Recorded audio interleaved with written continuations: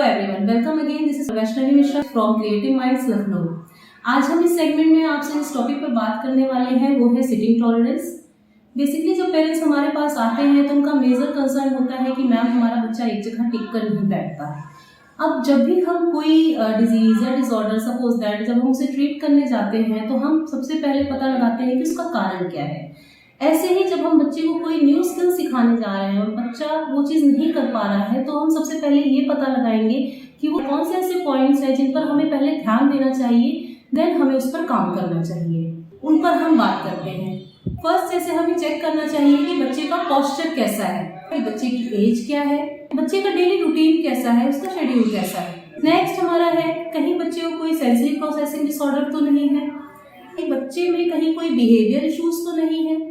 और लास्ट हमारा है कि वेस्टिबुलर सिस्टम, बच्चे का कहीं वेस्टिबुलर सिस्टम तो वीक नहीं है। हमने देखा कि बच्चे का पोस्चर कैसा है।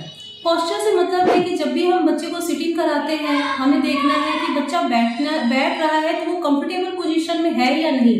बच्चा जब भी बैठता है, हम उसे चेयर पे बिठा रहे हैं या सपोज दैट हम उसे मैट पर बिठा रहे हैं या काउच पे बिठा रहे हैं, जहाँ भी हम उसे सिटिंग करवाना चाहते हैं, तो सबसे पहले हमें उसका पोस्चर चेक करना चाहिए कि कहीं ऐसा तो नहीं कि बच्चा करेक्ट पोस्चर में नहीं बैठ रहा है, इस वजह से वो कंफर्टेबल नहीं है सिटिंग देने में। नेक्स्ट हमारा है बच्चे की एज।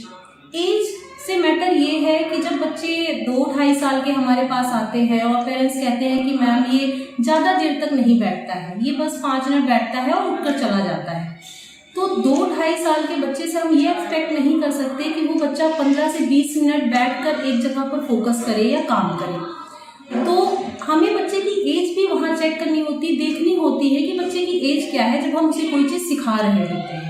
नेक्स्ट हमारा आता है कि बच्चे का डेली रूटीन कैसा है, बच्चे का शेड्यूल कैसा है, मीन्स उसके सोने का टाइम कैसा है, वो किस टाइम पर उठता है, उसका डेली रूटीन पूरा कैसा रहता है, फुल डे वो क्या क्या चीज़ें करता है।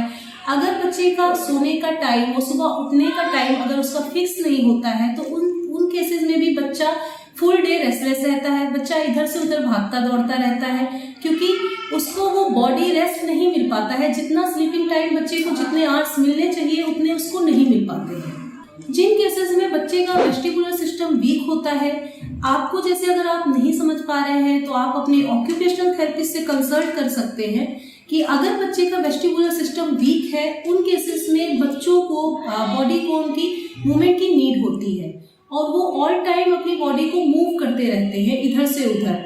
उन केसेस में भी बच्चा सिटिंग नहीं दे पाता है। नेक्स्ट हमें चेक करना होता है कि कहीं बच्चे को कोई सेंसरी प्रोसेसिंग डिसऑर्डर तो नहीं है। ऐसे में आप अपने किसी पीडियाट्रिक डॉक्टर से या पीडियाट्रिशियन से, किसी न्यूरोलॉजिस्ट से आप कंसल्ट करके ये सजेशन ले सकते हैं कि क्या मेरे बच्चे में कोई सेंसरी प्रोसेसिंग डिसऑर्डर है, उसके लिए मुझे किसके पास जाना चाहिए, मुझे किससे कंसल्ट करना चाहिए। आपने सारी चीज़ें चेक कर ली कि बच्चे का पोस्चर करेक्ट है, बच्चे की एज भी सही है कि हम एज के साथ ही चीज़ें उसको करवा रहे हैं, आपने उसकी डाइट देख ली, आपने उसका डेली रूटीन चेक कर लिया, आपने उसका वेस्टिबुलर सिस्टम देख लिया, सारी चीज़ें अब आपको करेक्ट मिल रही हैं, तब भी बच्चा आपका सिटिंग नहीं दे पा रहा है।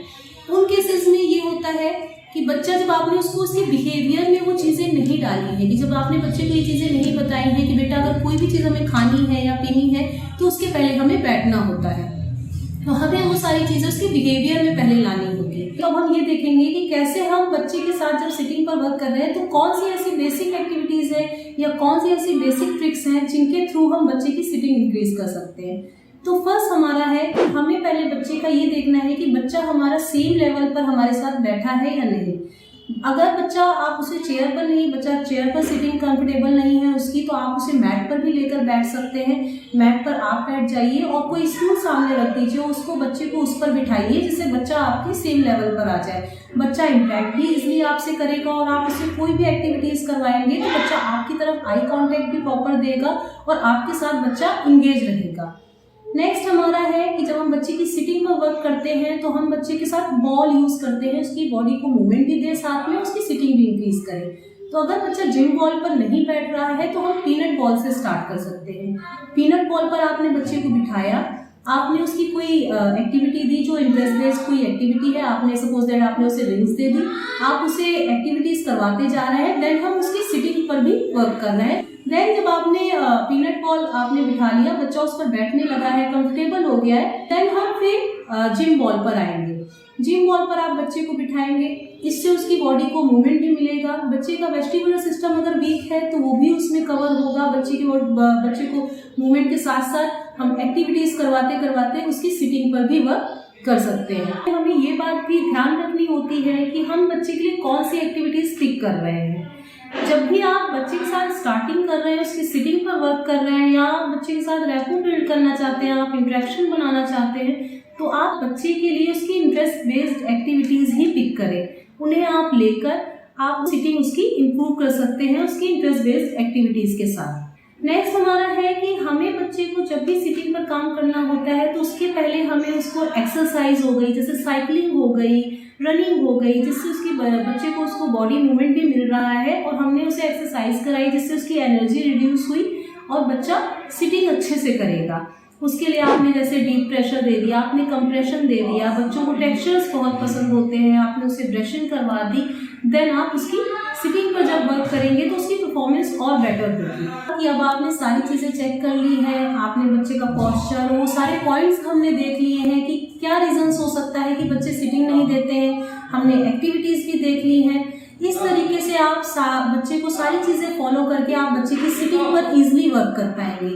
इससे रिलेटेड अगर आपकी कोई भी क्वेरी होती है तो आप कमेंट सेक्शन पे शेयर कर सकते हैं। मैं doctor Vaishnavi Mishra, paediatric therapist from creative minds Lucknow. Thank you.